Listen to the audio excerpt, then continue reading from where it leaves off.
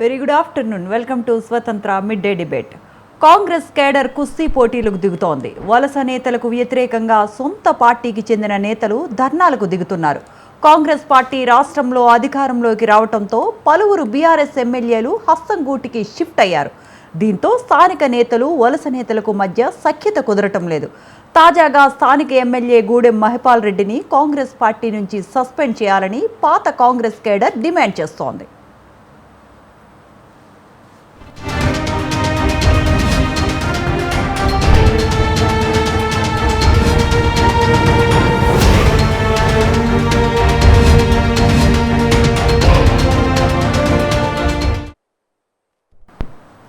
Right, ఇక మొత్తంగా చూస్తే పాత కేడర్ కొత్త కేడర్ మధ్య వివాదాలతో కాంగ్రెస్లో కలహాల కాపురమే నడుస్తున్నట్టు అనిపిస్తోంది. కాంగ్రెస్ పార్టీ గులాబీ నేతల్ని చేర్చుకొని తప్పు చేసిందా?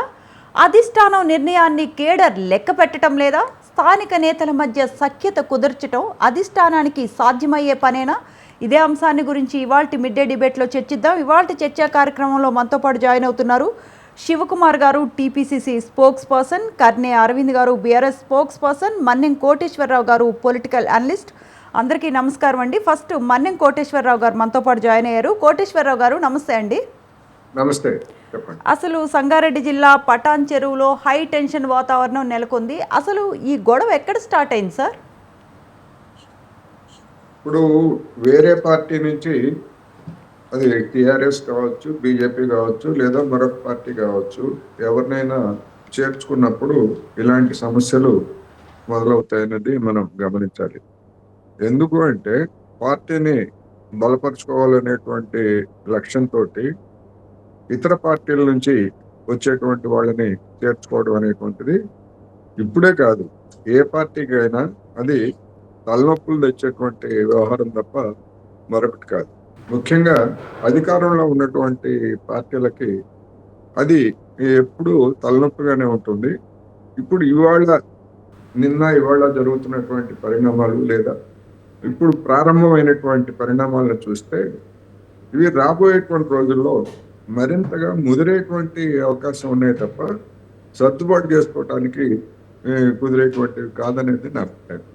ఎందుకు అంటే ప్రతిపక్షాలకు చెందినటువంటి వాళ్ళు గతంలో కాంగ్రెస్ నుంచి బీఆర్ఎస్లో చేరినా, లేదా ఇప్పుడు బీఆర్ఎస్ నుంచి కాంగ్రెస్లో చేరినప్పటికీ అధికారం అనేటువంటి బెల్లం చుట్టూ మూగేటువంటి వాళ్ళు కానీ ఇవాళ చేరుతున్నారు తప్ప ఏదో ప్రజలకు సేవ చేద్దామనో లేకపోతే ఇంకోటి అన్నటువంటి లక్ష్యం అనేది ఉందని నేనైతే అనుకోవట్లేదు. ఆ కారణంగానే అధికారం, నియామకాలు లేదా పదవులు, ఇలాంటి అంటే పార్టీ పదవులు కావచ్చు, లేదా ప్రభుత్వ పదవులు కావచ్చు, నామినేటెడ్ పోస్టులు కావచ్చు, వీటన్నింటిలో కూడా మా వాటా మాకు రావాలి, లేదా మేము ఇతర పార్టీల నుంచి ఆ పార్టీలను వదులుకొని మీ పార్టీలో చేరినప్పుడు ఇక్కడ కూడా మాకు ఎవరు అనేటువంటిది కొత్తగా చేరినటువంటి వాళ్ళు డిమాండ్ ఉంటుంది. పాత వాళ్ళు ఏం చెప్తారు, మేము ఇంతకాలం 10 ఏళ్ల నుంచి కాంగ్రెస్లో అధికారం ఉన్నా లేకపోయినా మేము 10 ఏళ్ల నుంచి కాంగ్రెస్లో నమ్ముకొని పార్టీ కోసం పనిచేసినటువంటి వాళ్ళకి మేము వస్తే, మీరు 10 సంవత్సరాల పాటు అధికారాన్ని గతంలో అనుభవించి ఇప్పుడు వచ్చి మళ్ళా మా మీద కూడా ప్రయత్నం చేస్తారా? మా హయాంలో కూడా మీదేనా అధికారం అనేటువంటిది సహజంగానే వాళ్ళకు ఉంటుంది. అందుకని ఈ ఘర్షణ అనేటువంటిది అనివార్యంగా ఉంటుంది కనుక దాన్ని మరి పార్టీ అధిష్టానం కానీ నాయకత్వం కానీ ఏ విధంగా దాన్ని పరిష్కరించుకుంటుంది అనేటువంటిది మన ముందున్నటువంటి సమస్య అనేది నాకు. అంటే ఇప్పుడు ఎమ్మెల్యే మహిపాల్ రెడ్డి గారి మీద అంటే ఆయన హిస్టరీ చూసుకుంటే కూడా సార్, అంటే ఇప్పుడు వాళ్ళ బ్రదర్ని అరెస్ట్ చేయటం కానీ, లేకపోతే వాళ్ళ సన్ను, అంటే ఇంతకుముందు గత హిస్టరీ చూసుకుంటే కూడా అంత క్లీన్ హిస్టరీ ఉన్నట్టు అనిపించట్లేదు. అలాంటి వాళ్ళని మరి కాంగ్రెస్ ఎందుకు చేర్చుకుంటున్నట్లు? అలాంటి వాళ్ళని ఇప్పుడు కేడర్ ఇంత వ్యతిరేకిస్తున్నా ఎందుకు ఎంకరేజ్ చేస్తున్నట్టు? అంటే ఇప్పుడు ఇంత గందరగోళం, అంటే ఒక ఘోరమైన స్టేజ్లో తిట్టుకోవటం, కొట్టుకోవటం, అంటే పరిస్థితి చేదాటిపోయింది మనకు.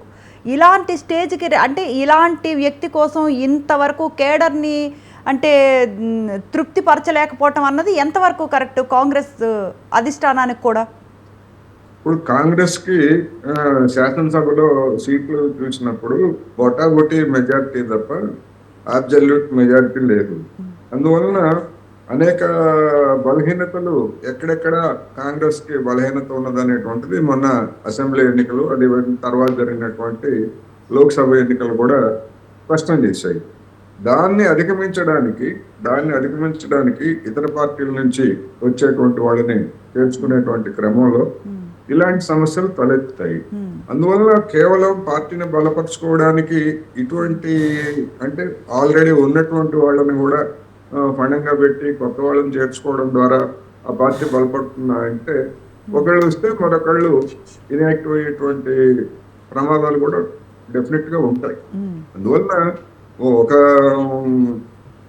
మహిపాల్ రెడ్డి గారు కావచ్చు లేదా ఇంకోటి కావచ్చు, ఇప్పుడు ఇవాళ కాంగ్రెస్ లో చేరినటువంటి బీఆర్ఎస్ ఎమ్మెల్యేలు లేదా వాళ్ళ అంచనాలతో కూడా ఇలాంటి సమస్యలే ఉంటాయి.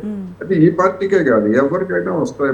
ఉదాహరణకి పక్కనే ఉన్నటువంటి ఆంధ్రప్రదేశ్ లో వైసీపీ నుంచి చేరుతున్నటువంటి వాళ్ళని జనసేనలో చేర్చుకుంటున్నారు. జనసేనలో చేర్చుకున్న తర్వాత మరి అంతకుముందు 5 సంవత్సరాల పాటు పోరాడినటువంటి తెలుగుదేశం పార్టీ కార్యకర్తలు సహజంగానే వారిని గ్రహించారు. అదే విధంగా ఇక్కడ కూడా ఇది 10 ఏళ్ల పాటు కాంగ్రెస్ ప్రతిపక్షంలో ఉంది, అనేకమైనటువంటి ఇబ్బందులను ఎదుర్కొన్నది. ఇటువంటి స్థితిలో మరి గతంలో అధికారాన్ని చలాయించి వచ్చినటువంటి వాళ్ళని చేర్చుకుంటే ఎట్లా సహిస్తారు అనే ప్రశ్న తలెత్తుతుంది. అందుకని అది కాంగ్రెస్ పార్టీ అంతర్గత వ్యవహారమే అయినప్పటికీ అది రోడ్డు మీదకి ఎక్కారు కనుక అది బహిరంగంగానే మనం అందరం కూడా చర్చించుకోవాల్సి వస్తాం. అందుకనే ఇప్పుడు వాళ్ళ ఆఫీస్ లో ఏదైనా జరిగింది అనుకోండి, మనం మాట్లాడాల్సినటువంటి అవసరం లేదు, మనకు అవసరం లేదు, అది పద్ధతి కూడా కాదు. కానీ అది కాదు కదా, అవును సార్, ఎదురుకెక్కిన తర్వాత ఎవరైనా ఏమైనా అభిప్రాయాలు చెప్పచ్చు. అటువంటి అవకాశం వాళ్ళు ఇవ్వకూడదు అనేది నేను చెప్పదలుచుకున్నాను. రైట్ అండి. మనతో పాటు శివకుమార్ గారు జాయిన్ అయ్యారు. శివకుమార్ గారు, అంటే 10 ఏళ్ళు మీరు బీఆర్ఎస్ హయాంలో ఉండేటప్పుడు అంటే ఎంత కష్టపడ్డారో మీకు తెలుసు. బీఆర్ఎస్ కొంత ఇబ్బందులు పెట్టింది అని మీరు చెప్తూ ఉన్నారు. అంత కష్టపడి అంత దీనిగా ఉండేటప్పుడు అంటే పార్టీ జెండాలు మోసి 10 ఏళ్ళు అధికారం ఉన్నా లేకపోయినా పార్టీ కోసం కష్టపడిన వాళ్ళని పక్కన పెట్టి కొత్తగా వచ్చిన వాళ్ళకి మీరు మంచి మంచి పదవులు కట్టపెట్టడం కానీ, లేకపోతే ఇప్పుడు మహిపాల్ రెడ్డి గారు కానీ, లేకపోతే ఇప్పుడు కాటా శ్రీనివాసరావు గౌడ్ కానీ, అంటే వాళ్ళ అంగీకారం ఉండి అంటే తీసుకోవచ్చా, లేదంటే పాతగా ఉండే మీ నాయకులను కానీ లేకపోతే కార్యకర్తలను కానీ కేడర్ని కానీ సంప్రదించి ఒకరిని పార్టీలోకి తీసుకుంటే బాగుంటుంది, ఇలాంటి సమస్యలు వచ్చేవి కాదు అన్న విమర్శలు కూడా మనం ఎక్కువ వింటూ ఉన్నాం. అంటే మీరు 10 ఏళ్ళు జెండాలు మోసి పార్టీ అధికారంలో ఉన్నా లేకపోయినా అలాంటి వాళ్ళని విస్మరించారు అన్న విమర్శలు ఎక్కువ వింటూ ఉన్నాం. దీనికి మీ సమాధానం ఏంటండి? ముందుగా స్వతంత్ర టీవీ ప్రేక్షకులకు, మీకు ప్యానెల్ ఉన్న వారికి నమస్కారం. మొత్తానికి ఏదైతే క్యాడర్ మధ్యన ఏదైతే జరుగుతుందో అది నిజంగా కూడా మంచి పద్ధతి కాదు. కానీ కాంగ్రెస్ పార్టీ ఏదైతే అధిష్టానం రాష్ట్రంలో కానీ కేంద్రంలో కానీ ఒక్కసారి ఆలోచించాలి.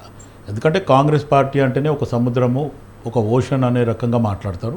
కాంగ్రెస్ పార్టీలో కొంచెం స్వేచ్ఛ కూడా ఎక్కువ అనే రకంగా. కానీ కాంగ్రెస్ పార్టీ ఎవరైతే ఇప్పుడు ఫర్ ఎగ్జాంపుల్ రేవంత్ రెడ్డి గారే వేరే పార్టీకైనా వచ్చిండు అనేది చాలా మటుకు ఆపోజిషన్ పార్టీ వాళ్ళు అంటారు.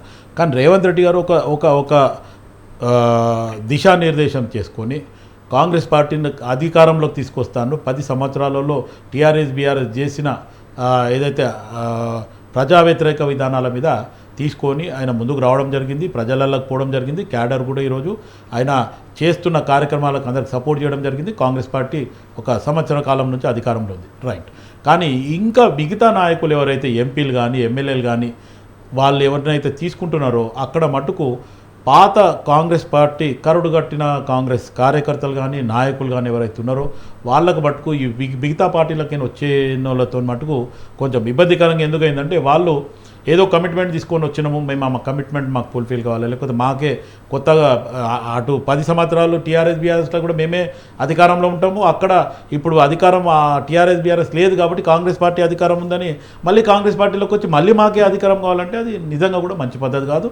కాంగ్రెస్ పార్టీ అధిష్టానం కూడా ఇటు పిసిసి అధ్యక్షుడు గారు కానీ లేకపోతే ముఖ్యమంత్రి రేవంత్ రెడ్డి గారు కానీ లేకపోతే Congress party AICC all India Congress committee కూడా ఇది ఒకసారి సరి చేయాలి. ఎందుకంటే కాంగ్రెస్ పార్టీలో నాలాగా ఒక 30-40 సంవత్సరాల నుంచి పార్టీకి అంకితభావంతో పనిచేసిన వాళ్ళు చాలామంది ఎంతోమంది ఉన్నారు, మేధావులు ఉన్నారు. ఈరోజు ఏ అధికార పదవి ఇచ్చినా ఖచ్చితంగా దాన్ని ప్రజలకు మంచి జరిగేలాగా ప్రజలకు, ఎందుకంటే గ్రాస్ రూట్ లెవెల్లో మేము కష్టాలు నష్టాలు అన్నీ చూస్తున్నాం కాబట్టి, పార్టీకి ఇన్నేళ్ల నుంచి కష్టపడుతున్నాం కాబట్టి ఏం జరుగుతుంది అక్కడ ఏం ఇబ్బంది జరుగుతుంది అనేది మాకు తెలుస్తుంది. కానీ ఈ కొత్త వాళ్ళని తీసుకొచ్చి మొత్తానికి వేరే పార్టీలకి వచ్చిన వాళ్ళకి నిజంగా కూడా కాంగ్రెస్ పార్టీలో అంటే శివకుమార్ గారు ఇప్పుడు ఇంత జరుగుతున్న తర్వాత మీరు ప్రశ్నిస్తున్నారు, కానీ ఆయన్ని పార్టీలో చేర్చుకున్నప్పుడే మీరు అధిష్టానానికి ఎదురెళ్ళి మాట్లాడాల్సింది. ఇప్పుడు కూడా మీరు ప్రశ్నిస్తున్నది మహిపాల్ రెడ్డిని లేకపోతే పటాన్ చెరువు ప్రజల్ని కాదు, ఇప్పటి కూడా మీరు ప్రశ్నిస్తున్నది అధిష్టానాన్ని. అంటే అధిష్టానం చాయిస్ మహిపాల్ రెడ్డి తీసుకున్నారు ఆల్రెడీ, అప్పుడు మీరు ప్రశ్నించలేదు, ఇప్పుడు మీరు ప్రశ్నిస్తున్నారు ఎందుకని? అంటే శ్రవంతి గారు అప్పుడు కూడా ప్రశ్నించడం జరిగింది. అక్కడ పటాన్ చెరువులో ఏదైతే కాంగ్రెస్ పార్టీ కార్యకర్తలు ఉన్నారు, నాయకులు ఉన్నారు, సెకండ్ లైన్ లీడర్షిప్ ఏదైతే ఉందో, ఈ గతంలో టీఆర్ఎస్ బీఆర్ఎస్ ఉన్నప్పుడు కూడా ఈయన మీద ఇబ్బందికరమైన పరిస్థితులు ఉన్నాయి. ఈయన ప్రజలకు చాలా జాగాలలో ల్యాండ్ గ్రాపింగ్ అని అది కానీ చేయడం జరిగింది అనేది కూడా ఆయన మీద ఉంది. కానీ ఇప్పుడు కోటేశ్వరరావు గారు చెప్పినట్టు ఇప్పుడు ఉన్న పరిస్థితిలో కాంగ్రెస్ పార్టీని, ఎందుకంటే గతంలో టీఆర్ఎస్ బీఆర్ఎస్ కాంగ్రెస్ పార్టీ అధికారంలోకి రాగానే 10 మంది మా వాళ్ళే ఉన్నారు కాంగ్రెస్లో, వాళ్ళు ఉన్నారు, లేకపోతే మేము కూల్ చేస్తాం, మేము అది చేస్తాం మనం. ఇప్పుడు కాంగ్రెస్ పార్టీ ముఖ్యమంత్రి గారు కానీ లేకపోతే మిగతా నాయకులు కానీ మేము గేట్లు తెరిచినామని చెప్పి వీళ్ళు చేయడం, దీనివల్ల ఈరోజు ఇంతకుముందు మీరు అన్నట్టు ఎక్కడ కూడా అపోజ్ చేయలేదని కాదు, ప్రతి దగ్గర అపోజ్ చేయడం జరుగుతుంది. మహబూబ్నగర్లో అయింది, లేకపోతే జగిత్యాలలో జరిగింది, చాలా జాగాలలో జరుగుతుంది. ఎందుకంటే ఇప్పుడు ఒక నాయకుడు 40 ఏళ్ళ నుంచి కాంగ్రెస్ పార్టీలో ఉన్న నాయకునికి కొత్త నాయకుడు వచ్చి టీఆర్ఎస్ బీఆర్ఎస్కి వచ్చిందా అక్కడ ఇబ్బంది జరిగింది అనేది చాలా పెద్ద రభస జరిగింది గత 3-4 నెలల కింద. దాన్ని అధిష్టానం మళ్ళీ పిలిచి ఆయనని సంజాయించింది కాబట్టి అది అక్కడ మటుకే కొత్తగా వచ్చిన ఆయన కూడా టీఆర్ఎస్ బీఆర్ఎస్కి వచ్చిన ఆయన కూడా సంజాయించి మీరు పాత నాయకుల జోలికి పోవద్దు, మీకేమన్నా ఉంటే అధిష్టానం దృష్టి తీసుకురండి అని చెప్పి ఆపడంతో జరిగింది. ఇక్కడ పటాన్ చెరువులో నిన్న జరిగిన సంఘటన మటుకు అది నిజంగా కూడా కాంగ్రెస్ పార్టీ కార్యకర్తలకు నష్టం జరుగుతుందనే నేను చెప్పడం జరుగుతుంది. ఎందుకంటే ఎవరైతే మీరు అన్నట్టు 10 సంవత్సరాలు టీఆర్ఎస్ బీఆర్ఎస్ఏ కాదండి, చాలా సంవత్సరాల నుంచి కాంగ్రెస్ పార్టీకి కరుడుగట్టిన కార్యకర్తలు ఉన్నారు, గ్రాస్ రూట్ లెవెల్లో మంచి క్యాడర్ ఉంది. కానీ ఈ కొత్త నాయకులు ఎవరైతే మిగతా పార్టీలకి వచ్చిన వాళ్ళతోని ఇటువంటి ఇబ్బందులు ఖచ్చితంగా జరుగుతాయి. ఎందుకంటే వాళ్ళు ఏం చేస్తారంటే వాళ్ళ క్యాడర్ని చూసుకోవాలనుకుంటారు, వాళ్ళతో పాటు వచ్చిన క్యాడర్ని చూసుకుంటారు, కాంగ్రెస్ పార్టీ క్యాడర్ని పక్కన పెడుతున్నారు. ఇప్పుడు ఈరోజు చాలా జాగాలలో పక్క పార్టీలకి వచ్చిన వాళ్ళకి అధికార పదవి ఉంది. కానీ ఇది కాంగ్రెస్ పార్టీ మళ్ళీ ఒకసారి పిసిసి అధ్యక్షుడు మహేష్ కుమార్ గౌడ్ గారు అయినా సరే, ఇతర నాయకులు, ముఖ్యమంత్రి రేవంత్ రెడ్డి గారు కూడా ఇటువంటి విషయాల మీద ఆలోచించాలా. ఎవరైతే సీనియర్లు ఉన్నారు, పార్టీకి అంకిత భావంతో పనిచేస్తున్నారో వాళ్ళకే అధికార పదవులు ఇలా, కానీ పక్క పార్టీలోనే మెచ్చుకోవడానికి ఇది ఇవ్వడం మంచి పరిణామం కాదు. ఇంకోటి ఏమంటే శివకుమార్ గారు ఏదో కంక్లూడ్ చేస్తారు. అదే నేనేమంటున్నా అంటే ఒక కాంగ్రెస్ పార్టీకే ఇది అంకితము, లేకపోతే కాంగ్రెస్ పార్టీలో ఇది జరుగుతుందని కాదండి. బీజేపీ, బీఆర్ఎస్, అదర్ పార్టీస్ అన్నిలో జరుగుతున్నాయి. ఇప్పుడు ఇంతకుముందు కోటేశ్వరరావు గారు చెప్పినట్టు ఈరోజు ఆంధ్రప్రదేశ్లో కూడా ఎవరైతే ఉప ముఖ్యమంత్రి ఉన్నారో పవన్ కళ్యాణ్ గారు ఈరోజు దావుద్కి ఎందుకు పోలేదనే రకంగా కూడా అక్కడ ప్రచారం స్టార్ట్ అయింది. నారా లోకేష్ని తీసుకుపోయి ఉప ముఖ్యమంత్రిని చేయమని చెప్పి ఆ సొంత క్యాడర్ ఒక రకంగా చేస్తుంది. అంటే పార్టీతో సంబంధం లేకుండా పోయింది. ఎవరైతే 10 సంవత్సరాలలో ఒరిజినల్గా టీఆర్ఎస్, ఇప్పుడు కానీ అరవింద్ ఎట్లయితే ఉద్యమకాలంతో ఉన్న అరవింద్ పదవులు రాలేదు, టీఆర్ఎస్ బీఆర్ఎస్లకి ఎవరైతే బీజేపీ మన టీడీపీలకి పోయింది, కాంగ్రెస్ పోయిన వాళ్ళకి అధికార పదవులు వచ్చినాయి. అంటే ప్రతి పార్టీలో ఇదే జరుగుతుంది. కాకపోతే పార్టీ హైకమాండ్, ఏ పార్టీ అయినా వాళ్ళ హైకమాండ్ ఒకసారి ఆలోచించాలా. కార్యకర్తలని కడుపులో పెట్టుకుంటాము, కార్యకర్తలే మాకు వెన్నుమొక్క, లేకపోతే కార్యకర్తలతో మేము ఉన్నామని చెప్పి గొప్ప మాటలు చెప్తున్నారు అన్ని పార్టీలు. కానీ ఇది మంచి పద్ధతి కాదు. ఏ పార్టీలో ఉన్న వాళ్ళకి ఆ పార్టీలో సముచిత స్థానం కల్పించాలని కోరుకుంటున్నాను. రైట్. అరవింద్ గారు నమస్తే అండి. నమస్తే మేడం. అంటే అసలు మహిపాల్ రెడ్డి ఏ పార్టీలో ఉన్నారో చెప్పాలి అని చెప్పి అక్కడ అంటే ఈ కాటా శ్రీనివాస్ గౌడ్ వర్గం ఏమో గొడవ చేస్తున్నారండి. అసలు ఏ పార్టీలో ఉన్నారండి? ఎందుకంటే బీఆర్ఎస్ వాళ్ళ మద్దతు ఎక్కువైందండి మహిపాల్ రెడ్డి గారికి. ఏ పార్టీలో ఉన్నారండి మహిపాల్ రెడ్డి గారు? గెలిచింది బీఆర్ఎస్, ఇప్పుడు ఏ పార్టీలో ఉన్నారు? ముందుగా మీకు ప్యానెల్లో ఉన్నటువంటి పెద్దలు ఇద్దరికి మంచినీళ్ళ దండాలి మేడం, నమస్కారాలు. 100కు 200% ఆయన గెలిచింది బీఆర్ఎస్ పార్టీలో. ఆ తర్వాత ఆయనకు ఈడీ దాడులని, వేరే దాడులు జరిగినప్పుడు ఈ అధికారంలో ఉన్నటువంటి కాంగ్రెస్ పార్టీలో నేను ఉండాలి అనేటువంటి ఆలోచన చేసి తను స్వయంగా ఆయన కాంగ్రెస్ పార్టీలో ఆయన్నే కాదు బీఆర్ఎస్ పార్టీలో గెలిచినటువంటి చాలా మంది ఎమ్మెల్యేలు కూడా కాంగ్రెస్ పార్టీలో పోయిండ్రు మేడం. అయితే నేను ఏం చెప్పదలుచుకున్నా అంటే కాంగ్రెస్ పార్టీ అధికారంలోకి వచ్చినప్పటి నుంచి ఆది నుంచి ఇప్పటి వరకు కూడా ప్రతి దగ్గర కూడా గొడవల వాతావరణమే మనకు నెలకొన్నటువంటి నేపథ్యం అయితే చాలా స్పష్టంగా కనిపిస్తా ఉన్నది. ఇవాళ ఎవరు పోలీసు కుటుంబాలను అరెస్ట్ చేసినటువంటి వైనం, లేదు అనుకుంటే ఇవాళ ఆశా వర్కర్లని, లేదు అనుకుంటే ఇవాళ విద్యార్థులని, యువకులని అందరినీ కూడా ఇవాళ రాష్ట్రంలో ఉన్నటువంటి సకల జనుల సబ్బండ వర్గాలందరినీ కూడా ఈ కాంగ్రెస్ పార్టీ ఏ రకంగా చేసిందో మీరు చాలా స్పష్టంగా చూస్తా ఉన్నారు మేడం. అయితే నేను చెప్పొచ్చేటువంటి విషయం ఏంటి అని అంటే ఒక విషయం మాత్రం వాస్తవం మేడం. ఇవాళ రేవంత్ రెడ్డి గారు ఇవాళ ముఖ్యమంత్రి హోదాలో ఉన్నటువంటి రేవంత్ రెడ్డి గారే వేరే పార్టీ నుంచి వచ్చినటువంటి నాయకుడు.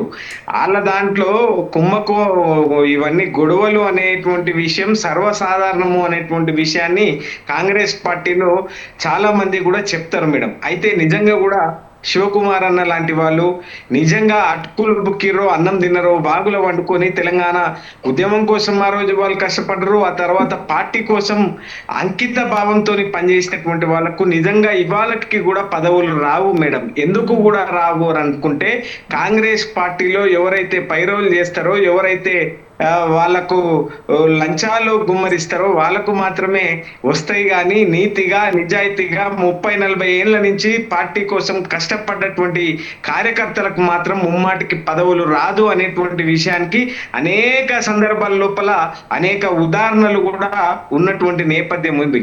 అయితే ఇందాక అన్న మాట్లాడిండు, yes BRS party TRS party ఉన్నప్పుడు ఎస్ గొప్పగా మేడం తెలంగాణ ఉద్యమంలో ఆ రోజు కష్టపడ్డటువంటి అన్ని వర్గాలకు చెందినటువంటి వాళ్ళందరికీ కూడా, నా కుటుంబంలో కర్నే ప్రభాకర్ గారికి గవర్నర్ కోటాలో ఎమ్మెల్సీ ఇచ్చి ప్రభుత్వ విప్పుని చేసినటువంటి ఒక గొప్ప సందర్భం ఉంది. మాది సాధారణ నిరుపేద రైతు కుటుంబంలో పుట్టినటువంటి మా చిన్నాన్నకు గవర్నర్ కోటాలో ఎమ్మెల్సీ చేసి ఇవాళ ప్రభుత్వ విప్పుని చేసినటువంటి గొప్ప సందర్భం కూడా ఇవాళ కేసీఆర్ గారికి ఉన్నది. పాటలు పాడుకున్నటువంటి గోసి గొంగడేసుకొని పుడితొక్కటి దస్తే 2 రాజిగవరే రాజిగా ఎత్తుగో తెలంగాణ జెండా రాజిగవరే రాజిగా అన్నటువంటి రసమై బాలకిషన్ గారికి 2 సార్లు ఎమ్మెల్యే చేసి ఆయనని క్యాబినెట్ ర్యాంక్ ఇచ్చినటువంటి ఒక గొప్ప సందర్భం కూడా ఉన్నది. మొన్నటి వరకు ఇవాళ కాంగ్రెస్ పార్టీలో చేరినటువంటి బొంతు రామ్మోహన్ గారిని మేయర్ని చేసినటువంటి ఒక గొప్ప సందర్భం ఉన్నది. ఇవాళ బాల్కా సుమన్ గారిని, గాదర్ కిషోర్ గారిని క్రాంతి మీలాంటి జర్నలిస్ట్ మేడం, మీలాంటి జర్నలిస్ట్ని తీసుకుపోయి ఇవాళ ఇదే మెదక్ జిల్లాలో ఎమ్మెల్యే చేసినటువంటి ఒక గొప్ప సందర్భం ఉన్నది.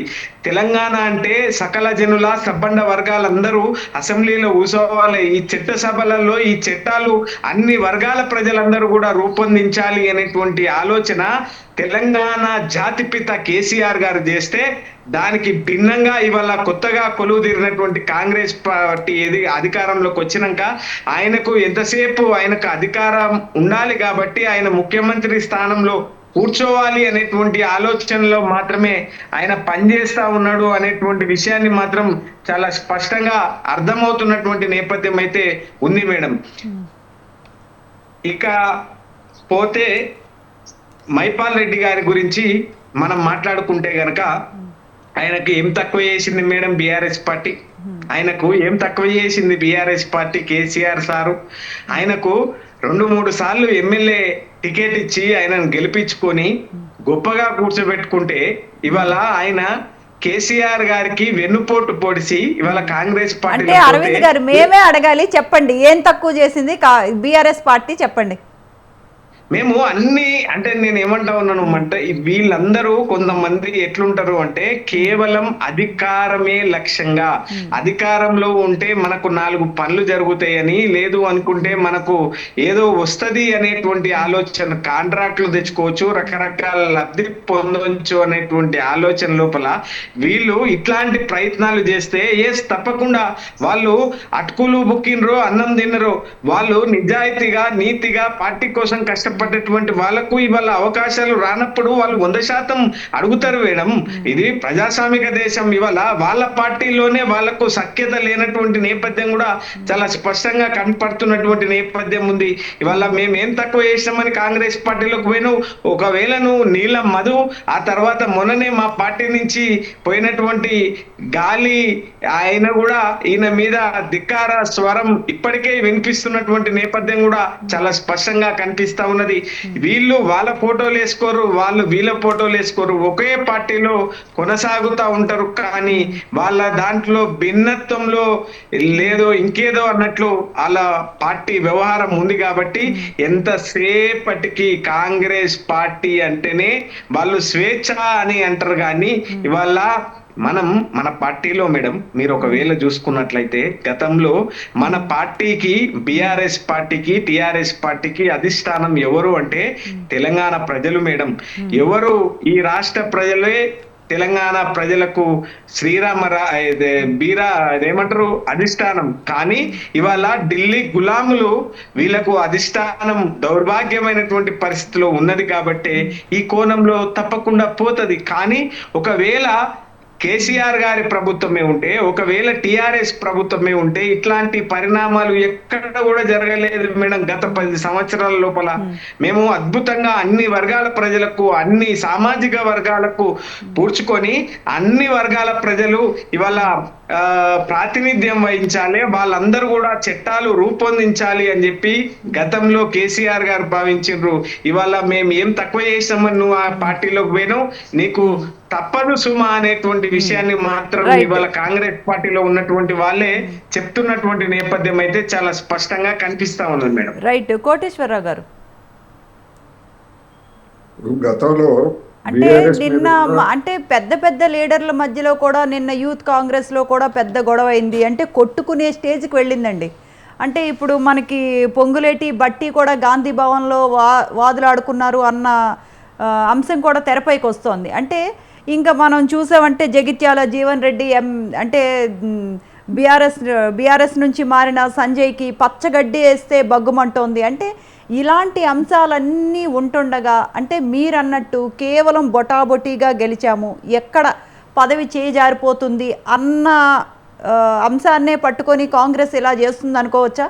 ఎందుకంటే ఇప్పుడు మహిపాల్ రెడ్డి అంశం మనం చూసుకుంటే కోటేశ్వరరావు గారు, మహిపాల్ రెడ్డి హిస్టరీ చూసుకున్నా, లేకపోతే ఆయన మీద 7 months బ్యాక్ ఈడీ దాడులు కానీ, లేకపోతే మైనింగ్ కేసులో వాళ్ళ బ్రదర్ అరెస్ట్ అవటం కానీ, లేకపోతే వాళ్ళ కొడుకు బిహేవియర్ కానీ అన్ని మీడియాలో మనం చూస్తూ ఉన్నాం. ఇన్ని ఉన్న తర్వాత కూడా అంటే బెదిరించి భయపెట్టి పార్టీలోకి తీసుకున్నారు అనుకోవచ్చా వాళ్ళ అధికారాన్ని కాపాడుకోవటానికి? అలా అనుకోవడానికి బెదిరించి భయపెట్టి పార్టీలోకి తీసుకున్నారు అని ఒకవేళ కాంగ్రెస్ గురించి చెప్పుకోవాల్సి వస్తే, మరి గతంలో బీఆర్ఎస్ పార్టీ తెలుగుదేశం పార్టీ నుంచి అదేవిధంగా కాంగ్రెస్ పార్టీ నుంచి కూడా ఫిరాయింపులను ప్రోత్సహించింది. అప్పుడు కూడా దాన్ని అట్లాగే తీసుకోవాలా అనేటువంటి ప్రశ్న.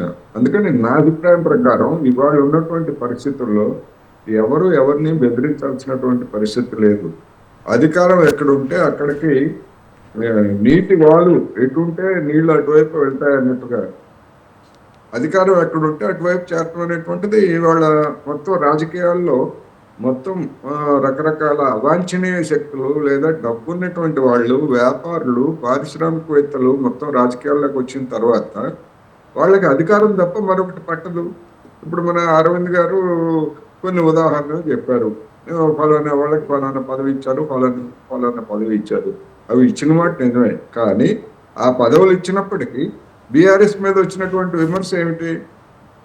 తెలంగాణ కోసం పోరాడినటువంటి వాళ్ళు లేదా ఉద్యమం కోసం ఉన్నటువంటి వాళ్ళని వదిలేసి వేరే పార్టీల వాళ్ళకి వచ్చినటువంటి వాళ్ళకి పెద్దపేట వేశారు అనేటువంటి విమర్శ గతంలో వచ్చింది కదా. వచ్చింది. మరి దాని గురించి మరి అంటే అదే సార్ యాక్చువల్లీ గొప్ప విషయం ఏంటంటే ఇతర పార్టీల వాళ్ళు బయటపడట్లా. ఈ కాంగ్రెస్ వాళ్ళు ఇప్పుడు మన శివకుమార్ గారు డైరెక్ట్గా చెప్పేశారు, మేము పోరాడాము, మాకు పదవులు ఇవ్వట్లేదు అని. ఇప్పుడు అరవింద్ గారు తెలివిగా ఏమి అన్ని మసిపూసి మారేడుకాయ చేసేసి మాది ఏమీ లేదు, మా గొడవలు, మా కేసీఆర్ గొప్ప, మా కేటీఆర్ గొప్ప అంటున్నారు. ఈ కాంగ్రెస్ పార్టీలో ఉన్న మైనస్ ఇక్కడే బయటపడుతోంది. ఎస్, దానికి కారణం ఏంటంటే కాంగ్రెస్ లో పవర్ సెంటర్స్ 2-3 పవర్ సెంటర్స్ ఉన్నాయి. ఇప్పుడు కాదు, కాంగ్రెస్ ప్రారంభం నుంచి 2-3 పవర్ సెంటర్స్ అనేటువంటివి కాంగ్రెస్ ఎప్పుడైతే స్వాతంత్రోద్యమం తర్వాత, అసలు స్వాతంత్రోద్యమంలోనే కాంగ్రెస్ లో కొన్ని పవర్ సెంటర్స్ ఉన్నాయి భిన్నమైనటువంటి భావజాలంతో. అది అయిపోయిన తర్వాత అధికారానికి వచ్చిన తర్వాత కూడా కాంగ్రెస్ అట్లాంటి సంస్కృతిని కొంచెం పోషించింది. కానీ అదే బీఆర్ఎస్కి వచ్చేసరికి పవర్ సెంటర్ అనేటువంటి ఒకటే. వాళ్ళకి ఆ కేసీఆర్ కుటుంబం లేకపోతే ఆ కేసీఆర్ కుటుంబం చుట్టూ ఉన్నటువంటి వాళ్ళకి అణిగమణిగి ఉండటమా లేకపోతే బయటికి పోవడమా అనేటువంటి ఛాయిస్ తప్ప మరొకటి లేదు. అందుకని అధికారం ఉన్నప్పుడు బీఆర్ఎస్ పార్టీకి బయటికి వెళ్ళి చేసేది ఏముంది? అందుకని అవమానాలు దిగమింగారు, లేకపోతే ఇంకోటి దిగమింగి మొత్తం ఆ పార్టీలోనే అనేక మంది ఉన్నారనేటువంటిది వాస్తవం. కానీ కాంగ్రెస్ పార్టీలో ఆ విధమైనటువంటి పవర్ సెంటర్స్ 2-3 పవర్ సెంటర్స్ అనేటువంటివి ఉన్నాయి. ఉన్న కారణంగానే ఈ విధమైనటువంటివి జరుగుతున్నాయి. అందుకని వాళ్ళు దెబ్బలాడుకోలేదు కనుక వాళ్ళలో ఏం అసంతృప్తులు ఏమి లేవు అని అనుకునేట్లయితే అది ఒక విధంగా చెప్పాలంటే రాజకీయ పరిభాషలో ఆత్మవంచన అవుతుంది. ఆ విధమైనటువంటి పరిస్థితి ఎక్కడ ఉండదు అధికారం కోసం. కానీ డెఫినెట్ గా కాంగ్రెస్ లో పవర్ సెంటర్స్ ఉన్నాయి కనుక కొంతమంది ఆకర్షించేటువంటి వాళ్ళు లేదా కొంతమంది దాన్ని వ్యతిరేకించేటువంటి వాళ్ళు కూడా ఉంటారు.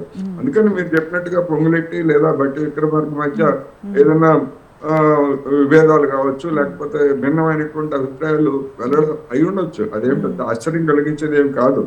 అందువలన ఇది ఎక్కువగా మారితే ఈ విధమైనటువంటి కుమ్ములాటలు, ఈ విధమైనటువంటి రచ్చ ఎక్కువగా మారేట్లయితే రేపు వచ్చేటువంటి స్థానిక సంస్థల ఎన్నికల్లో దీని ప్రభావం డెఫినెట్ గా కాంగ్రెస్ కి మైనస్ గా మారుతుంది.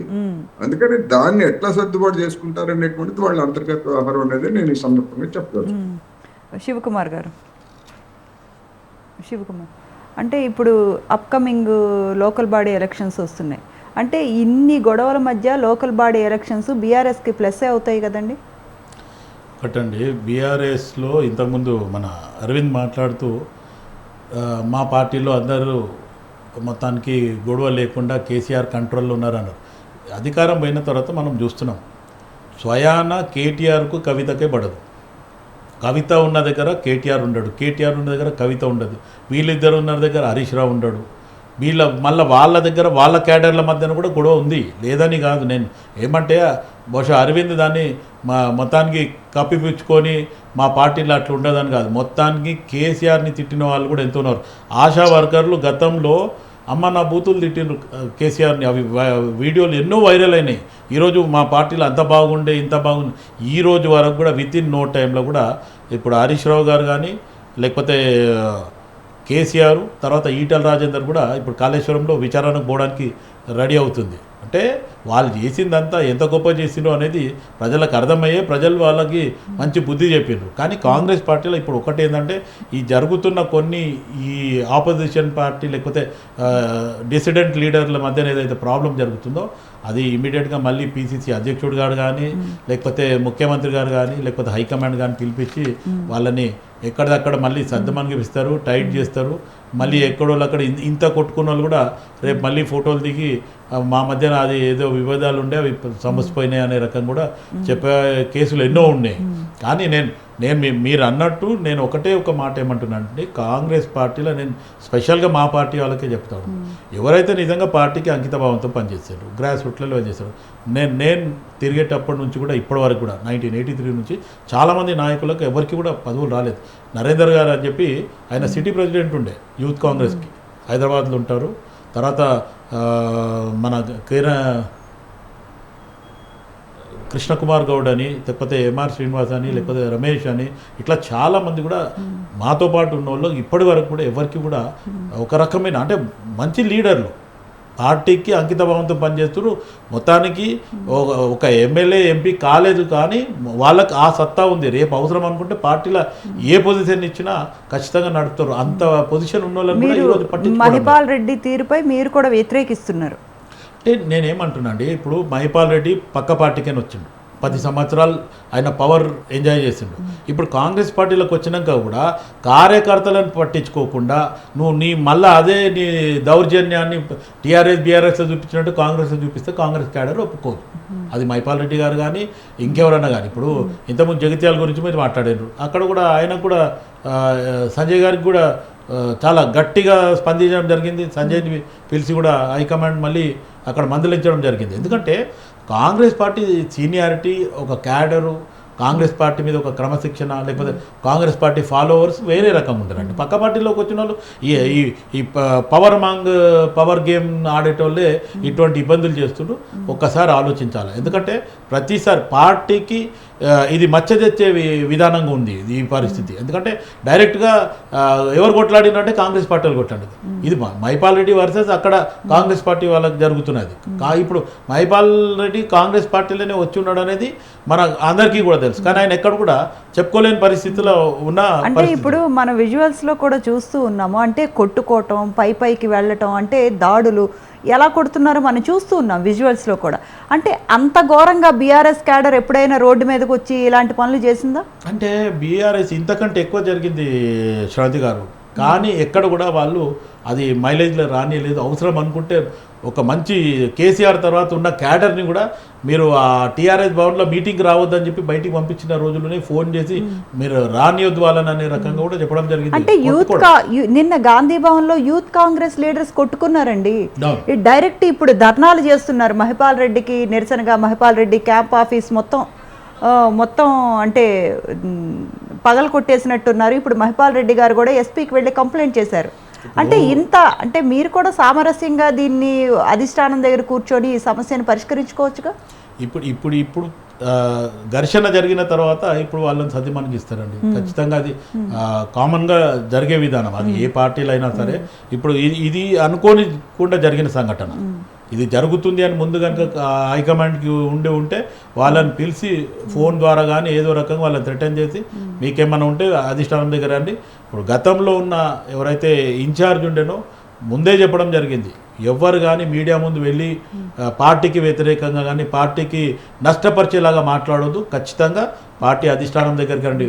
పిసిసి అధ్యక్షుడి దగ్గరికి వస్తారా, ముఖ్యమంత్రి దగ్గరికి వస్తారా, ఇంకేదైనా మంత్రి వర్గంలో పోయి వాళ్ళకు చెప్పుకుంటారా, మీ సంజయ్ కానీ లేకపోతే మీ మీద జరిగే ఇబ్బందులకు చెప్పమని చెప్పి గతంలో చాలాసార్లు చెప్పడం జరిగింది. కానీ ఇది అనుకోకుండా ఇలా కొంచెం పార్టీది కూడా ఉంటుంది. కొన్ని రకాలుగా వాళ్ళ వ్యక్తిగత ప్రయోజనాల వల్ల కూడా జరిగే ఘర్షణ ఇంత పెద్దగా జరుగుతుంది. ఎందుకంటే వాళ్ళ సొంతగా వాళ్ళ క్యాడర్కి వరకు అధికారం రాలేదనో, లేకపోతే వాళ్ళకేదో లబ్ధి జరగలేదనో ఇటువంటి విషయాలలో కామన్గా జరుగుతుంది.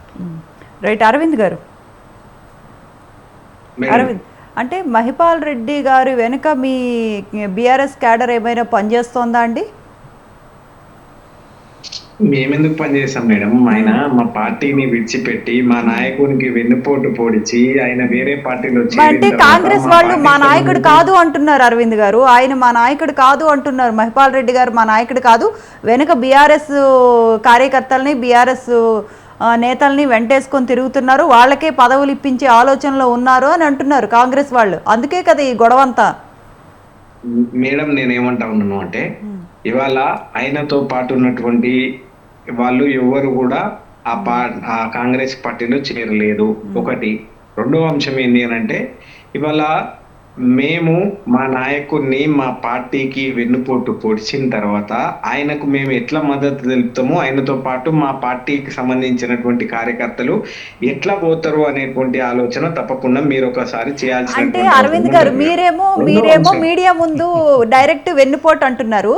వెనక నుంచి బీఆర్ఎస్ నేతలందరూ వినిపిస్తున్న విమర్శలు ఏంటి అంటే, ఈయన్ని ఇబ్బంది పెట్టారు అందుకే వెళ్ళారు, కానీ ఈయన మాత్రం స్వతహాగా కేసీఆర్ గారి అభిమాని, ఇబ్బంది పెట్టారు కనుకనే ఈ ఇబ్బందులు భరించలేక గవర్నమెంట్లోకి వెళ్ళారు అని మీ బీఆర్ఎస్ నేతలే గట్టిగా అంటున్నారు. అందుకే ఆయన వెనక తిరుగుతూ ఉన్నారు. ఎవరన్నా ఒకరు బీఆర్ఎస్ పార్టీకి సంబంధించినటువంటి ఒక్క నాయకుడు గనక అట్లా మాట్లాడినట్టు ఒక విజువల్ ఉంటే మీరు చూపించగలగాలి. రెండోది మేడం, క్యామ్ కొంచెం రొటేట్ చేసుకోరా అరవింద్ గారు, క్యామ్ రొటేట్ చేసుకోరా. ఇవాళ వాళ్లకు ఏ రకమైనటువంటి దాంట్లో వాళ్ళు ప్రస్తుతం కాంగ్రెస్ పార్టీ వాళ్ళు ఉన్నారు అంటే, వాళ్లకు ఒకటేమో పరిపాలన చేత కాదు. ఎందుకు కాదు అనంటే ప్రజాపాలన అనేటువంటి పేరు చెప్పి ఇవాళ 6 గ్యారెంటీలు 420 హామీలు తెలంగాణ ప్రజలకు ఇచ్చి ఇవాళ అధికారంలోకి వచ్చిన తర్వాత 6 గ్యారెంటీలు కాదు అర గ్యారెంటీ మాత్రమే ఈ తెలంగాణ రాష్ట్రంలో అమలవుతున్నది. అదేంటి అనంటే ఫ్రీ బస్సు ఒకటి. ఇకపోతే ఇవాళ ఆడపిల్లలకు స్కూటీలు ఇస్తామన్నారు కానీ ఇవాళ లూటీలు చేసిండ్రు. మహాలక్ష్మి పథకం కింద వాళ్ళు ఒక free bus అరవింద్ జరిగే సబ్జెక్ట్ చెప్పమ్మా, మళ్ళీ నువ్వు అటుపోకు. ఇప్పుడు మీ జరిగిన మైపాల్ రెడ్డి వెనకాల మీ టీఆర్ఎస్ బీఆర్ఎస్ ఆయన పాత అనుచరులు కాంగ్రెస్ పార్టీని ఇర్కాటంలో పెడుతుండ్రు అనే రకంగా ఆలోచిస్తుంది. అది చెప్పండి. ఇప్పుడు 6 గ్యారంటీ తర్వాత మాట్లాడదాం, వేరే డిబేట్ లో మాట్లాడేది. ఈ సబ్జెక్ట్ చెప్పు. ఓకే, నేను ఏమంటా ఉన్నాను అంటే ఆయన ప్యూర్లీ ఇవాళ కాంగ్రెస్ పార్టీకి సంబంధించినటువంటి ఎమ్మెల్యే. సరే, అఫ్ కోర్స్ మా పార్టీలో గెలిచినా కూడా కాంగ్రెస్ పార్టీలో చేరినటువంటి ఎమ్మెల్యే. ఇవాళ మాకు ఆయన పైన ప్రేమ ఎందుకు ఉంటది? రెండోది, మా పార్టీకి సంబంధించినటువంటి నాయకులకు కార్యకర్తలకు ఎందుకు ఆయన పదవులు ఇప్పిస్తాడు?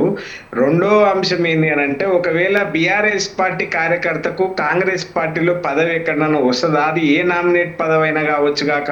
ఇది ఎంత పెద్ద అవివేకమైనటువంటి చర్చ. కాబట్టి నేను అనేటువంటి మాట ఏంటి అని అంటే, ఇవాళ కాంగ్రెస్ పార్టీలో అక్కడ శివన్న గారు దయచేసి నేనేమంటా ఉన్నాను అంటే, మీలాంటి వాళ్ళని నేను అనేది కూడా చాలా స్పష్టంగా నేను కూడా ఎందుకు చెప్తున్నా అంటే, మీలాంటి వాళ్ళు నిజాయితీగా నీతిగా పార్టీ కోసం అహర్నిశలు శ్రమిస్తున్నటువంటి మీలాంటి వాళ్ళు ఉన్నారు. అయితే వేరే పార్టీ నుంచి ఇవాళ కాంగ్రెస్ పార్టీలో చేరినటువంటి వాళ్ళకు ప్రాధాన్యత ఎవరిస్తా ఉన్నారు అనేటువంటి ఆలోచన ఒకవేళ చేసుకుంటే ఈ రాష్ట్ర ముఖ్యమంత్రి రేవంత్ రెడ్డి గారు ఇస్తా ఉన్నారు. అక్కడ సహజంగా ఎవరైనా కూడా అప్పుడు వాళ్ళే అనుభవించిండ్రు, ఇప్పుడు వచ్చినాక ఇప్పుడు కూడా వీళ్ళే అనుభవిస్తే ఎట్లా అనేటువంటి ఆలోచన తప్పకుండా వాళ్ళు చేస్తారు. కాబట్టి ఆ కోణంలో వాళ్ళు మాట్లాడుతూ ఉన్నారే కానీ ఇవాళ మీరు చూసుకున్నట్లయితే రోడ్ల మీదకి వచ్చి కాంగ్రెస్ సొంత పార్టీకి చెందినటువంటి వాళ్ళే ఇవాళ రోడ్ల మీదకి వచ్చి ఏ రకంగా ధ్వంసం చేస్తా ఉన్నారో, ఏ రకమైనటువంటి ఉద్రిక్తమైనటువంటి వాతావరణాన్ని నెలకొన్నారో మీరే చూసిండ్రు. వాళ్ళు ఎవరన్నా బీఆర్ఎస్ వాళ్ళ? చెప్పండి శివన్న. అరవింద్, నేను ఏమంటున్నా అంటే, మైపాల్ రెడ్డికి వ్యతిరేకంగా ఎవరైతే కాంగ్రెస్ కార్యకర్తలు పోయి చేసిండ్రో అది వాస్తవం. ఇప్పుడు రోడ్ మీదకి వచ్చి మైపాల్ రెడ్డి మీద ఏదైతే వాళ్ళు చేసిన అటాక్ మీద రివర్స్ చేయడం. అయితే నేను ఒక్క మాట అన్నమాట, నువ్వు బహుశా అరవింద్ టీఆర్ఎస్ బీఆర్ఎస్కి అభిమాని, ఆ పార్టీకి కరుడు కట్టిన మొత్తం ఉద్యమ కాలంలో ఉన్న అరవింద్ పక్కకు రాకపోవచ్చు. కానీ మైపాల్ రెడ్డి అభిమానం మీద ఇంకా బీఆర్ఎస్ ఆ క్యాడర్ ఎక్కడైతే ఆ పటంచెరు కాన్స్టిట్యున్సీలో అయితే ఖచ్చితంగా ఉంది కదా, ఆ క్యాడర్ అయితే ఆయనతోనే ఉంది కదా. అది బీఆర్ఎస్ క్యాడరే కదా, కాంగ్రెస్ క్యాడర్ కాదు కదా. దయచేసి శివన్న గారు, ఇవాళ ఒక విషయాన్ని మీరు చెప్పాలి. ఇవాళ స్వయంగా మీ పార్టీ అధినాయకత్వమే అనుకో, మీ పార్టీకి సంబంధించినటువంటి అంటే మన రాష్ట్ర ముఖ్యమంత్రి రేవంత్ రెడ్డి గారు మీ పార్టీకి అండువా వేసి మైపాల్ రెడ్డి గారిని పార్టీలో చేర్చుకున్నాడు. ఇవాళ ఆయన కాంగ్రెస్ పార్టీ ఎమ్మెల్యేనా బీఆర్ఎస్ పార్టీ ఎమ్మెల్యేనా మీరు చెప్పవలసినటువంటి అవసరం అయితే ఉంది. అంటే మిమ్మల్ని అడుగుతున్నారు అరవింద్ గారు మిమ్మల్ని అడుగుతున్నారు ఆ క్వశ్చన్. ఆయన 100% మా పార్టీలో గెలిచిపోయినప్పటికీ కూడా ప్రస్తుతం ఆయన కాంగ్రెస్ పార్టీ ఎమ్మెల్యే మేడం. ఆయన ఇవాళ కాంగ్రెస్ పార్టీకి సంబంధించినటువంటి ఎమ్మెల్యే. రెండోది, ఎవరు కూడా ఆ నియోజకవర్గంలో పటాన్చెరు నియోజకవర్గంలో ఉన్నటువంటి కార్యకర్తలు బీఆర్ఎస్ కార్యకర్తలు ఎవ్వరు కూడా ఆయన తోలిపోలేదు. ఇవాళ మా పార్టీ తప్పకుండా అధికారంలో వస్తది అనేటువంటి విశ్వాసంతో మేము ఉన్నాము. మాకు రెండో నాయకత్వం కూడా తప్పకుండా ఉన్నది, వాళ్ళని మేము తప్పకుండా గెలిపించుకుంటాము అనేటువంటి విషయాన్ని కూడా అక్కడ కార్యకర్తలు అందరూ కూడా అరవింద్ ఒక మాట ఇప్పుడు direct Mypal Reddy Congress party MLA అని మీరు డైరెక్ట్ ఓపెన్ గా చెప్తున్నారు. కానీ కేటీఆర్ వాళ్ళంతా వెళ్ళి ఫిరాయింపుల చట్టం కింద వీళ్ళంతా మా క్యాడరే అనేది వాళ్ళు చెప్పడం జరుగుతుంది. ఇంకొకటి గతంలో ఒక నిమిషం లెట్ మీ కంప్లీట్ గారు అన్నటువంటి అదేంటి అని అంటే, సార్ ఇక్కడ ఎవరైతే పార్టీ ఫిరాయింపు చేసినటువంటి వాళ్ళ పైన చర్యలు తీసుకోవాలి అనేటువంటి విషయాన్ని మేము చెప్పినాం. అక్కడ ఉప ఎన్నిక రావాలి అనేటువంటి విషయాన్ని మేము మాట్లాడినాం. కానీ ఎట్టి పరిస్థితుల్లో ఈయన మా పార్టీకి సంబంధించినటువంటి ఎంపీ ఎమ్మెల్యే అనేటువంటి విషయాన్ని ఎక్కడ చెప్పలేదు సార్. దయచేసి చర్చని తప్పుదోవ పట్టియకండి దయచేసి. చర్చని తప్పుదో పట్టిస్తలే. ఇంకోటి 2014 లా ఈ ఫిరాయింపులు చేసిందే కేసీఆర్ గారు. టీడీపీలకెన్ని కాంగ్రెస్లకెన్ని ఫిరాయింపులు చేసిందే ఫస్ట్ మొదలు పెట్టిందే ఎక్కువ శాతం కేసీఆర్ ఇతర పార్టీల గెలిచిలోనే తీసుకొచ్చి మంత్రి పదవి కూడా ఇవ్వడం జరిగింది ఎంతో మందికి. నీలాంటి కార్యకర్తలకు కానీ లేకపోతే ఉద్యమంలో పనిచేసిన వాళ్ళు కానీ ఈరోజు ఎవరినన్నా అడగండి, టీఆర్ఎస్ బీఆర్ఎస్ మాకు మొత్తానికి తప్పు చేసింది, మాకు ఎక్కడ కూడా సముచిత స్థానం కల్పించాలని ఈరోజు కూడా టీఆర్ఎస్ బీఆర్ఎస్ కార్యకర్తలు ఉద్యమ కాలంలో పనిచేసిన వాళ్ళందరూ కూడా ఈరోజు కూడా కేసీఆర్ని అలా ఫ్యామిలీని తిడుతూ ఉంటారు. రైట్, ఒకసారి కోటేశ్వరరావు గారు లేదు వస్తున్నాను, అరవింద్ గారు వస్తున్నాను. అంటే తెలంగాణలో రానున్న నూతన పథకాలు కానీ లేకపోతే ఇప్పుడు అప్కమింగ్ ఇప్పుడు ఒక 4 గ్యారెంటీలు ఇప్పుడు అర్జెంటుగా అమలు చేస్తాము అంటున్నారు. ఈ అమలు కానీ ఈ డ్యామేజ్ని కొంత కంట్రోల్ చేసే అవకాశం కనిపిస్తోందా? ఎందుకంటే అప్కమింగ్ రానున్న లోకల్ బాడీ ఎలక్షన్స్ ఉన్నాయి. ఈ డ్యామేజ్ని ఏమైనా కాస్త రెక్టిఫై చేసుకునే అవకాశం ఏమైనా ఉంటుందంటారా? చేసుకోవడం, డ్యామేజ్ కంట్రోల్ చేయటం లేదా నష్ట నివారణ అనేటువంటిది అనివార్యం. ఇప్పుడు ఇవాళ ఎవరైతే వివాదాస్పదమైనటువంటి ఎమ్మెల్యేగా ఉన్నటువంటి మహేపాల్ రెడ్డి గారు కావచ్చు లేదా ఇంకెవరైనా కావచ్చు, రేపు స్థానిక సంస్థల ఎన్నికల్లో కాంగ్రెస్ పార్టీ పేరుతోటి నిలబెట్టేటువంటి అభ్యర్థుల్ని ఎంతమందిని గెలిపిస్తారు అనేటువంటిది ఆయనకు పరీక్ష రాబోతా ఉంది. ఆయనకే కాదు, బీఆర్ఎస్ నుంచి కాంగ్రెస్ లో చేరినటువంటి ప్రతి ఎమ్మెల్యేకి అటువంటి పరీక్ష వస్తుంది. ఎందుకంటే లోక్సభ ఎన్నికల్లో చూసాం, లోక్సభ ఎన్నికల్లో ఆ విధంగా వచ్చినటువంటి వాళ్ళతోటి కాంగ్రెస్ కి పెద్ద ప్రయోజనం ఏమి కలగలేదు. అందువలన రేపు అసలైనటువంటి స్థానిక సంస్థల ఎన్నికల్లో మహేపాల్ రెడ్డి గారు లేదా మహేపాల్ రెడ్డి గారు అంటే ఆయన ఒక్కడే ఎమ్మెల్యేగా ఆయన రావచ్చు, కానీ ఆయన వెనకాల ఉన్నటువంటి అనేక మంది బీఆర్ఎస్ కార్యకర్తలు కాంగ్రెస్ లో చేరారు. అందులో ఆ కాంగ్రెస్ లో చేరినటువంటి వాళ్ళని ఇప్పుడు బీఆర్ఎస్ అని మనం అనలేము. ఆయన అనుచరులుగా ఉన్నటువంటి వాళ్ళందరూ చేరారు, ఇంకా ఎవరన్నా మిగిలిపోతే అది వేరే అంశం. అందువల్ల ఒకసారి కాంగ్రెస్ లో చేరిన తర్వాత వాళ్ళు కాంగ్రెస్ కార్యకర్తలు అవుతారు. కాకపోతే ఈ తగాదలు లేదా ఈ దెబ్బలాటలు చూసిన తర్వాత భిన్నమైనటువంటి శిబిరాలకు చెందినటువంటి వాళ్ళుగా అనేది స్పష్టంగా కనిపిస్తాం. ఏ శిబిరం అయినప్పటికీ ఇప్పుడు గతం నుంచి కాంగ్రెస్ లో ఉన్న వాళ్ళైనా లేదా కొత్తగా చేరినటువంటి మహేపాల్ రెడ్డి గారు కావచ్చు, మరొక వ్యక్తి, మరొక ఎక్స్ఎల్ఐ ఎవరైనా కావచ్చు, వీళ్ళందరికీ రాబోయేటువంటి పరీక్ష ఏంటంటే స్థానిక సంస్థల ఎన్నికలు. స్థానిక సంస్థల ఎన్నికల్లో కాంగ్రెస్ టికెట్ మీద కాంగ్రెస్ అభ్యర్థిగా ఎంతమందిని గెలిపిస్తారు అనేటువంటిది వీళ్ళకి రాబోయేటువంటి రోజుల్లో పెద్ద పరీక్ష. అందువలన ఇవాళ దెబ్బలాడుకున్నా లేదా ఇంకోటి ఏం చేసుకున్నా కానీ మనం చూసాం గతంలో కాంగ్రెస్ లో దెబ్బలాడుకోవడం అనేటువంటిది పెద్ద నాయకులు మన వైఎస్ రాజశేఖర రెడ్డి హయాంలో జేసీ దివాకర్ రెడ్డి లేదా వైఎస్ రాజశేఖర రెడ్డి వీళ్ళ ఏ విధమైనటువంటి విభేదాలతో ఉన్నారో అందరికీ తెలిసిందే. పి జనార్దన్ రెడ్డి రాజశేఖర రెడ్డి మధ్యన కూడా బాగా జరిగింది. అదే చెప్తున్నా పి జనార్దన్ రెడ్డి రాజశేఖర రెడ్డికి కూడా పడేది కాదు. 2 పవర్ సెంటర్స్ గా ఉన్నాయి. ఆ పవర్ సెంటర్స్ గా ఉన్నటువంటి వాళ్ళకి ఈనాడు లాంటి పత్రికలు మద్దతు ఇచ్చి ఎగదోసినటువంటిది కూడా మనం చూసాం ఇవన్నీ కూడా. అందుకని ఇప్పుడు కూడా ఎన్ని దెబ్బలాడుకున్నా కానీ వాళ్ళకి అసలైనటువంటి పరీక్ష మహేపాల్ రెడ్డి గారు తన నియోజకవర్గంలో స్థానిక సంస్థల ఎన్నికల్లో కాంగ్రెస్ పార్టీ తరఫున ఎంతమందిని గెలిపిస్తారు అనేటువంటిది ఆయనకు పరీక్ష. అదే విధంగా ఆయనే కాదు, మాకు బలం ఎక్కువ ఉన్నది, మేము ఉన్నటువంటి వాళ్ళు కూడా గెలిపించుకోవాల్సిన బాధ్యత వాళ్ళ మీద కూడా ఉంటది. అంటే వీళ్ళు అధిష్టాన నిర్ణయాన్ని ధిక్కరిస్తున్నారు అన్న అంశం వీళ్ళకి అర్థమవుతోందో లేదో తెలియట్లేదండి. ఎందుకంటే అర్థం అవుతుంది. ఎవరి ఆధిపత్యాన్ని వాళ్ళు కొనసాగించడం కోసం కండబలం చూపిస్తున్నారు, ధనబలం చూపిస్తారు. అంటే కొట్టుకోవటం ఏంటి, రక్తాలు వచ్చినట్టు అంటే రోడ్డు మీద పడి అంటే ఇప్పుడు మహిపాల్ రెడ్డి గారి క్యాంప్ ఆఫీస్ ధ్వంసం చేయటం ఏంటి అంటే ఇవన్నీ అంటే కాంగ్రెస్ అనేది ఒక మహాసముద్రం అనేది మనందరికీ తెలుసు. పరిణామం డెఫినెట్ గా ఇది ఒక హై పిచ్ కి వెళ్ళినటువంటి పరిణామం ఉంది. మరి దాన్ని ఇంత కాంగ్రెస్ నెగిటివిటీ ఉండేటప్పుడు అధిష్టానం కూడా ఈ అంశాన్ని ఎందుకు పరిగణలోకి తీసుకోలేదు అన్నది కూడా అర్థం కావట్లేదు. ఎందుకంటే ఇక్కడ పాత కాంగ్రెస్ కొత్త కాంగ్రెస్గా డివైడ్ అయిపోయి కొట్లాట్లు దెబ్బలాట్లు రక్తాలు వచ్చినట్టు. అంటే ఇప్పుడు మహిపాల్ రెడ్డి గారు కూడా అధిష్టానాన్ని ధిక్కరించి ఆయన కూడా వెళ్ళి ఇప్పుడు ఆ కాటా శ్రీనివాస్ గౌడ్ మీద కంప్లైంట్ ఇచ్చారు. అంటే ఎవరికి లేకపోయేట్లయితే అటువంటి కంప్లైంట్ ఆయన ఇవ్వకపోతే ఆయన వెనకాల ఉన్నటువంటి క్యాడర్ నిలబడదు, ఆయన ఒంటరి అయిపోతారు. అందుకని తన క్యాడర్ ని నిలబెట్టుకోవాలి, తన నాయకత్వాన్ని నిలబెట్టుకోవడానికి మహిపాల్ రెడ్డి గారు కావచ్చు, ఎవరైనా కావచ్చు, ఆ విధంగా చెయ్యకపోయేట్లయితే బలహీనపడతారు. అందుకనే ఇది అల్టిమేట్ గా ఎవరు దెబ్బలాడుకున్నా ఎవరేం చేసినా గానీ కాంగ్రెస్ అధిష్టానానికి ఒక పెద్ద తలనొప్పి. ఈ తలనొప్పి నుంచి ఎట్లా బయటపడుతుంది అంటే అసలు కాంగ్రెస్ అధికారంలోకి వస్తుందా రాదా అన్న సంశయంలో కష్టపడి 10 ఏళ్ళు నరక యాతన పడి కాంగ్రెస్ అధిష్టానం అంటే గవర్నమెంట్లోకి వచ్చినప్పుడు అంటే ఎంత జాగ్రత్తగా ఆచితూచి వ్యవహరించాల్సిన రేవంత్ రెడ్డి ఇలాంటి అంశాలన్నింటినీ ఎందుకు విస్మరిస్తున్నారు, కేడర్ని విస్మరిస్తున్నారు అన్నది ఇప్పుడు ఎక్కువ చర్చ లేవనెత్తుతున్న అంశం.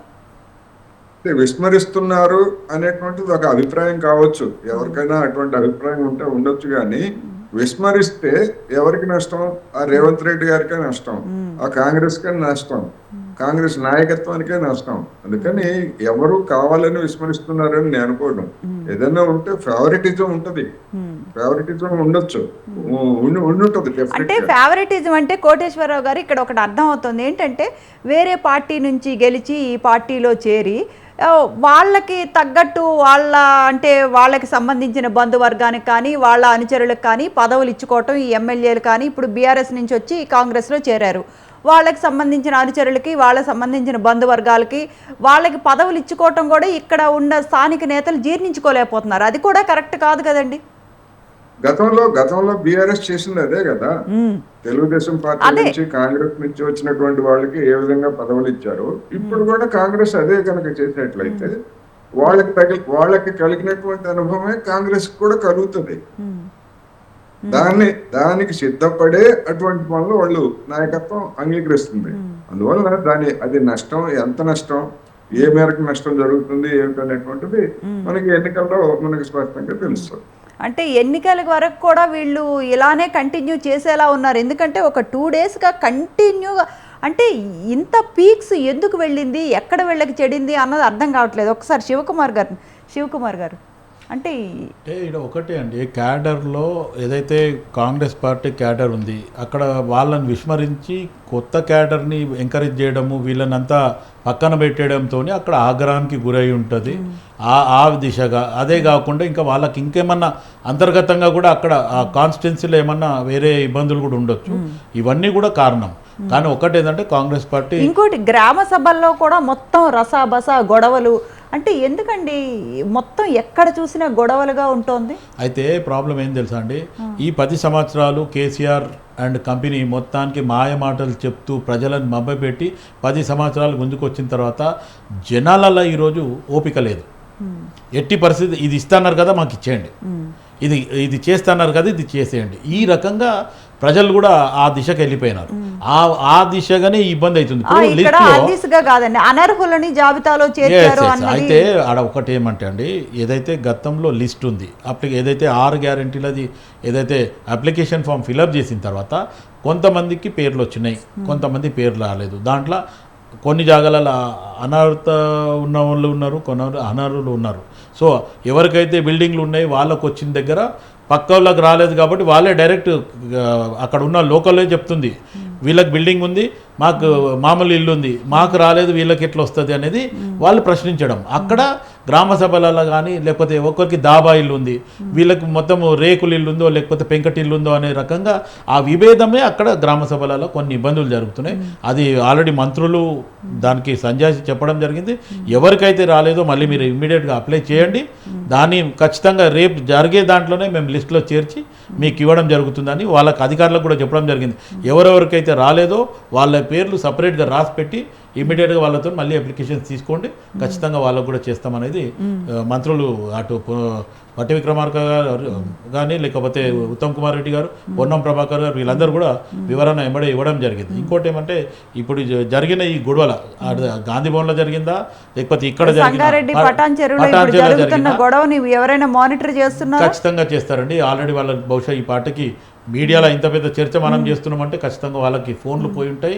పోలీస్ స్టేషన్ నుంచి కూడా ఇంటెలిజెన్సీ రిపోర్ట్ కానీ లేకపోతే ఎస్బీ కానీ ఇన్ఫర్మేషన్ ఇచ్చి ఉంటుంది ఏమేమి జరిగింది అనేది. దాని మీద ఖచ్చితంగా సర్దుమణుగుతుంది. కాంగ్రెస్ పార్టీ మళ్ళీ దాన్ని వాళ్ళని వీళ్ళని కూర్చొని పెట్టి ఇది ఒక్కటే ఏమంటే కార్యకర్తలే ఘర్షణకు పోతుండ్రు కానీ ఎవరైతే నాయకులు ఉండో వాళ్ళు సేఫ్గా ఉన్నారు. వాళ్ళ అనుచరులు కానీ వాళ్ళ ముఖ్యాలు కానీ అందరు బాగా సేఫ్గా ఉంటారు. కార్యకర్తల మధ్యనే అదేనండి పార్టీకి కావాల్సిందే మెయిన్ కార్యకర్తలు కదా. అయితే అధికారంలోకి తీసుకునేటప్పుడు పదవులు ఇచ్చేటప్పుడు కార్యకర్తలను వాడండి. ఘర్షణ కాడ మీరు కార్యకర్తలను పెడుతున్నారు, మీరేమో మంచిగా ఏదంటారు స్టేజ్ని వాడుకుంటున్నారు, ఇద్దరు షేర్ చేసుకుంటున్నారు. ఇప్పుడు జరిగిన తర్వాత మళ్ళీ వీళ్ళిద్దరు రేపు పటాన్ చెరువులో ఏదైతే మీటింగ్ జరిగితే ఖచ్చితంగా ఒకరిదే వేదిక పైన. సరే శివకుమార్ గారు, ఇప్పుడు మహిపాల్ రెడ్డి గారు పాత్ర ఏంటి మీ కాంగ్రెస్లో? అంటే ఏంటి, మీ కాంగ్రెస్ పార్టీలో ఉంచాలి అనుకుంటున్నారా లేకపోతే ఆయన్ని సస్పెండ్ చేయాలి అనుకుంటున్నారా? ఏం చేద్దాం అంటే మహిపాల్ రెడ్డి గారి మీద మీ అభిప్రాయం ఏంటి? అంటే ఇప్పుడు ఈ గొడవలు దేనికి చేస్తున్నారు చెప్పండి. అయితే గొడవ ఆయన మీద డిసిప్లినరీ యాక్షన్ తీసుకోవాలా, పార్టీ నుంచి సస్పెండ్ చేయాలా, అంటే ఏంటి మీ డిమాండ్స్ ఏంటి? ఇప్పుడు శ్రావతి గారు ఆయన డైరెక్ట్ ఇప్పుడు పార్టీకనే గెలిచిన క్యాండిడేట్ కాదు, ఆయన మీద డిసిప్లినరీ యాక్షన్ తీసుకోవడానికి. అది ఏమున్నా హైకమాండ్ పిలిచి మాట్లాడుతుంది. ఇద్దరి మధ్యన ఏదైతే ఈ శ్రీనివాస్ గౌడ్ గారు కానీ లేకపోతే మహిపాల్ రెడ్డిని ఇద్దరిని పిలిచి వాళ్ళని మాట్లాడుతుంది. ఇప్పుడు ఇక్కడ ఎవరైతే కొట్టుకున్న అనుచరులు ఉన్నారో వాళ్ళు రారు, ఇక్కడ వాళ్ళు పోలీస్ స్టేషన్ మట్టుకే పరిమితం అవుతారు, వాళ్ళ మీద కేసులు అయితే. ఇప్పుడు మహిపాల్ రెడ్డి గారు కూడా కాటా శ్రీనివాస్ గౌడ్ వర్గం మీదే కంప్లైంట్ చేశారు. ఎస్, అంటే ఇప్పుడు దీంట్లో దెబ్బలు తిన్న వాళ్ళు వీళ్ళు ఉంటారు, వాళ్ళు ఉంటారండి. వాళ్ళు ఇద్దరి పైన కేసులు అయితే వాళ్ళు పోలీస్ స్టేషన్ దగ్గర ఉంటారు. ఈ ఇద్దరే వాళ్ళని వీళ్ళ సైడ్కి నేను పరామర్శిస్తాడు, వాళ్ళ సైడ్కి వాళ్ళు పరామర్శిస్తారు. ఇప్పుడు కాంగ్రెస్ హైకమాండ్ మటుకు పిలిచి వీళ్ళిద్దరినే ఈ కాటా శ్రీనివాస్ గౌడ్ని మహిపాల్ రెడ్డిని పిలిచి అక్కడ సర్దుమని గురించి నీ కార్యకర్తలుగా మీ డిమాండ్ ఏంటంటే మీరు అంటే ఏం చేయాలి మహిపాల్ రెడ్డి గారిని? అంటే మీ కాంగ్రెస్ వాళ్ళు చెప్పండి, మీ పాత కాంగ్రెస్ వాళ్ళు. నేను కాంగ్రెస్ పార్టీ పరంగా చెప్పడం ఒకటే అండి, ఖచ్చితంగా ఏదైతే ఆధిపత్యం పోయి పక్క పార్టీకి వచ్చి ఈ సంవత్సరం కాలంలోనే నేను ఎవరైతే కష్టపడిన కార్యకర్తల మీద నువ్వు దౌర్జన్యం చేస్తా అంటే మటుకు అది మంచి పద్ధతి కాదు. అటువంటి పరిణామం ఏమంటే మానుకోవాలి, అటువంటి ప్రయత్నం ఏం చేయొద్దు అనేది నేను ఖచ్చితంగా చెప్పడం.